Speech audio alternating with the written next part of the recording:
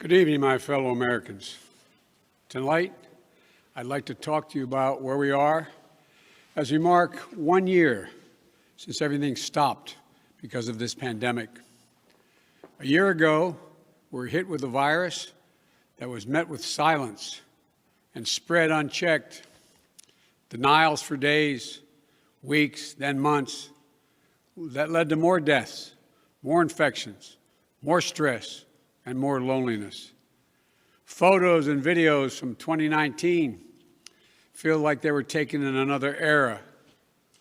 The last vacation, the last birthday with friends, the last holiday with extended family.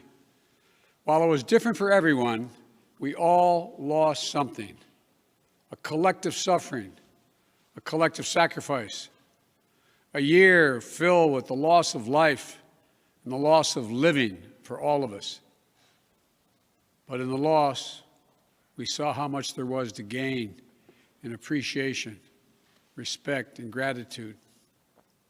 Finding light in the darkness is a very American thing to do. In fact, it may be the most American thing we do. And that's what we've done. We've seen frontline and essential workers risking their lives, sometimes losing them, to save and help others. Researchers and scientists racing for a vaccine. And so many of you, as Hemingway wrote, being strong in all the broken places. I know it's been hard. I truly know. As I've told you before, I carry a card in my pocket with the number of Americans who have died from COVID to date. It's on the back of my schedule. As of now, total deaths in America, 527,726. That's more deaths than in World War I, World War II, the Vietnam War, and 9/11 combined. There were husbands, wives, sons and daughters, grandparents, friends, neighbors, young and old. They leave behind loved ones, unable to truly grieve or to heal, even to have a funeral.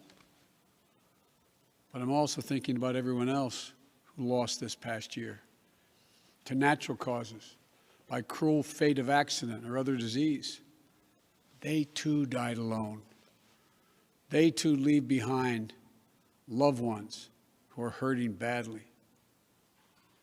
You know, you've often heard me say before, I talk about the longest walk any parent can make is up a short flight of stairs to his child's bedroom to say, I'm sorry, I lost my job. Can't be here anymore. Like my dad told me when he lost his job in Scranton. So many of you have had to make that same walk this past year. You lost your job. You closed your business. Facing eviction, homelessness, hunger, a loss of control, maybe worst of all, a loss of hope. Watching a generation of children who may be set back up to a year or more because they've not been in school because of their loss of learning. It's the details of life that matter the most. And we miss those details, the big details and the small moments. Weddings, birthdays, graduations, all the things that needed to happen, but didn't. The first date, the family reunions, the Sunday night rituals.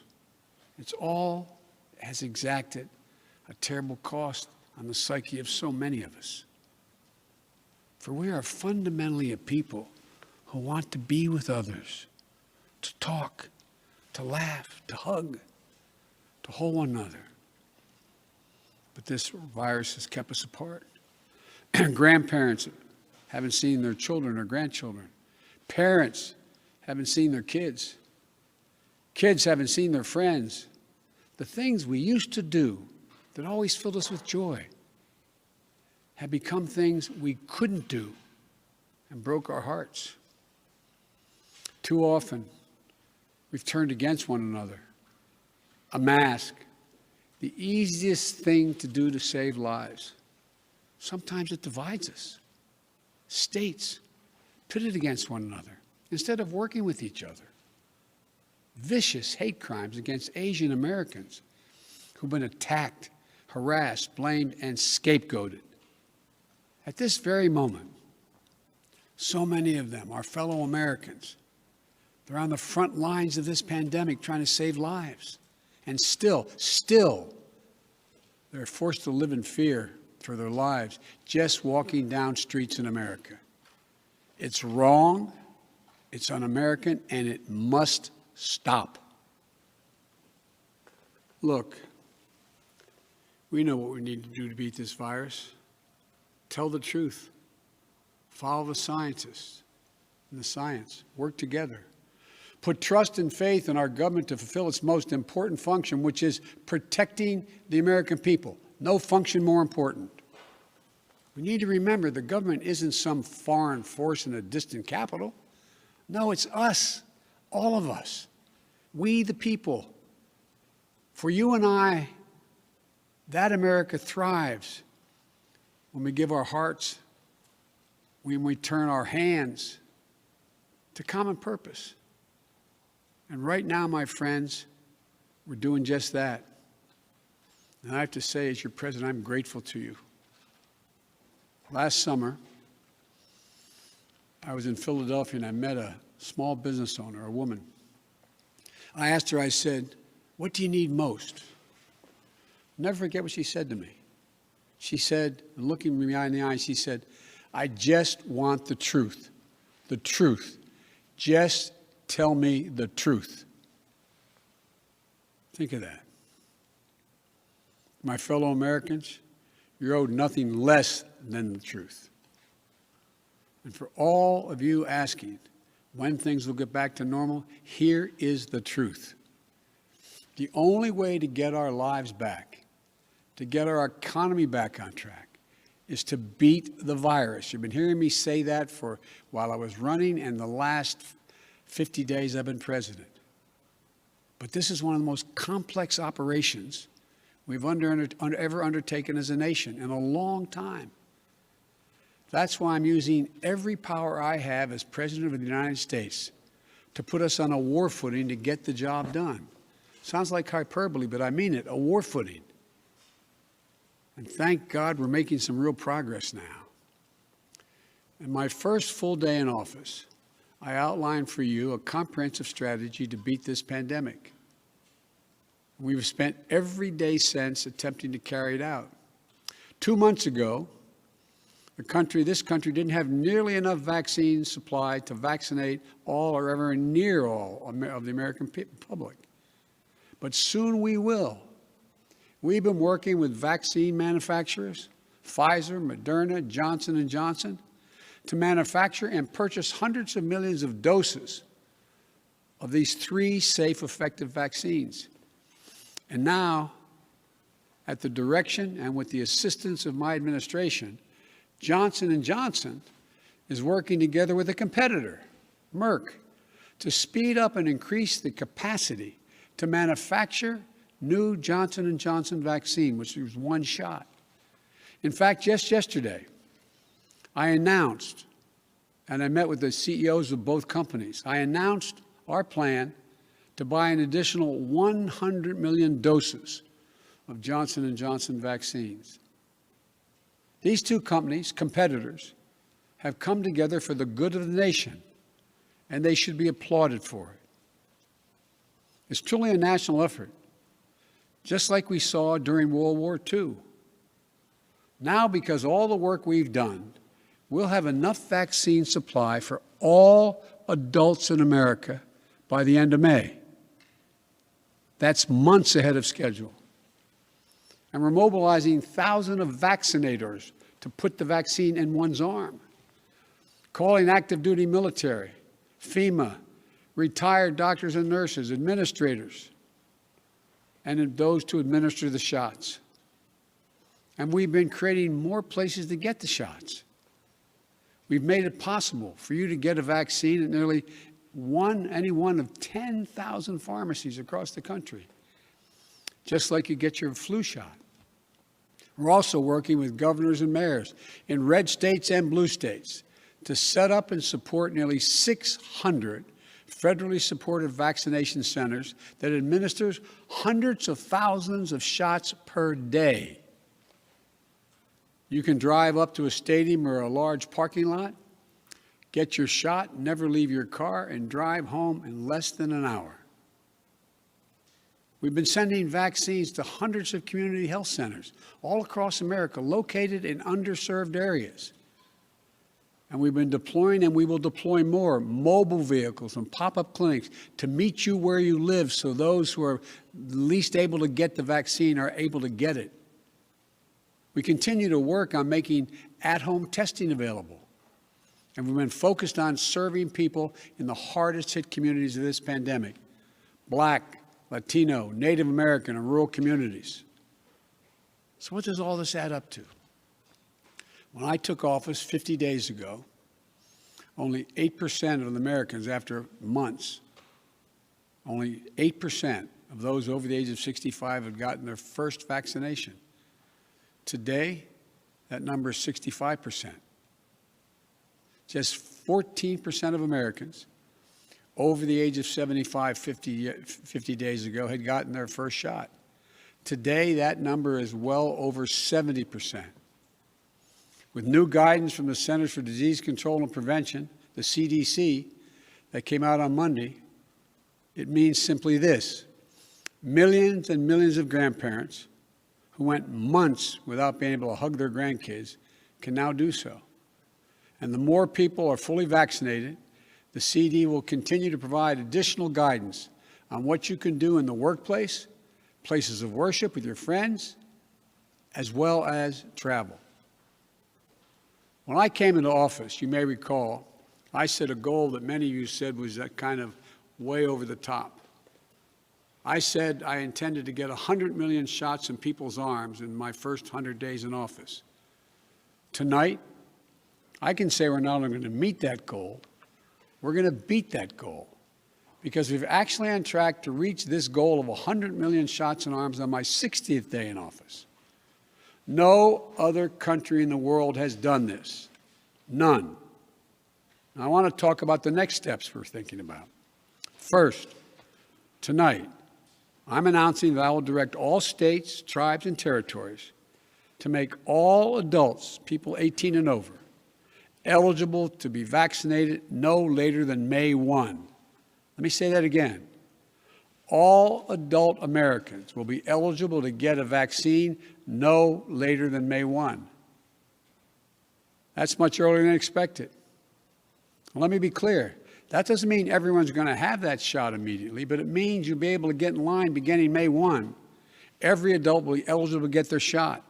And to do this, we're going to go from 1 million shots a day that I promised in December, before I was sworn in, to beating our current pace of 2 million shots a day, outpacing the rest of the world.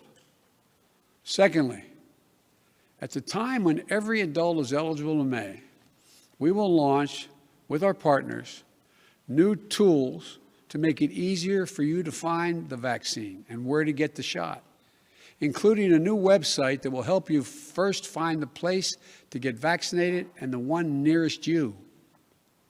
No more searching day and night for an appointment for you and your loved ones. Thirdly, with the passage of the American Rescue Plan, and I thank again the House and Senate for passing it, and my announcement last month of a plan to vaccinate teachers and school staff, including bus drivers, we can accelerate massive nationwide effort to reopen our schools safely and meet my goal that I stated at the same time, about 100 million shots, of opening a majority of K-8 schools in my first 100 days in office. This is going to be the #1 priority of my new Secretary of Education, Miguel Cardona. Fourth, in the coming weeks, we will issue further guidance on what you can and cannot do once fully vaccinated, to lessen the confusion, to keep people safe, and encourage more people to get vaccinated. And finally, fifth, and maybe most importantly, I promise I will do everything in my power. I will not relent until we beat this virus.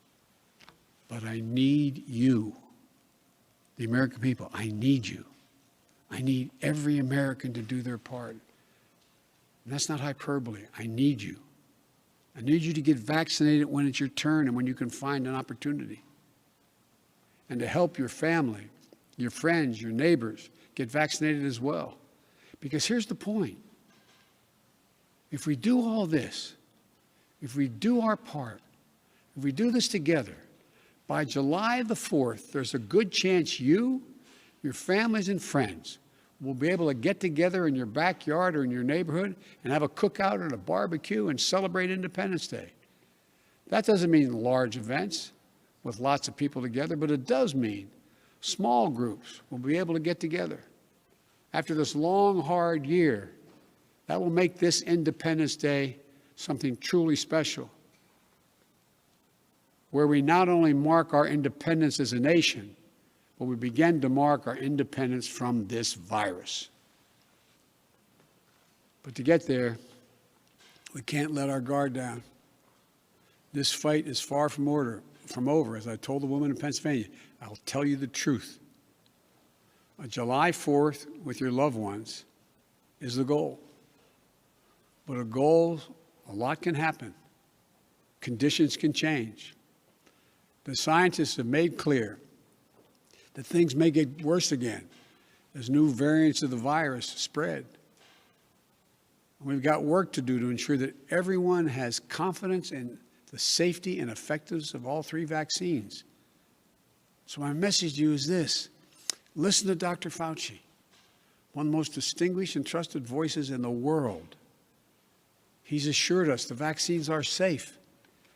They underwent rigorous scientific review. I know they're safe. Vice President Harris and I know they're safe. That's why we got the vaccine publicly in front of cameras, so for the world to see, so you could see us do it. The First Lady and the Second Gentleman also got vaccinated. Talk to your family, friends, your neighbors, the people you know best who've gotten the vaccine. We need everyone to get vaccinated.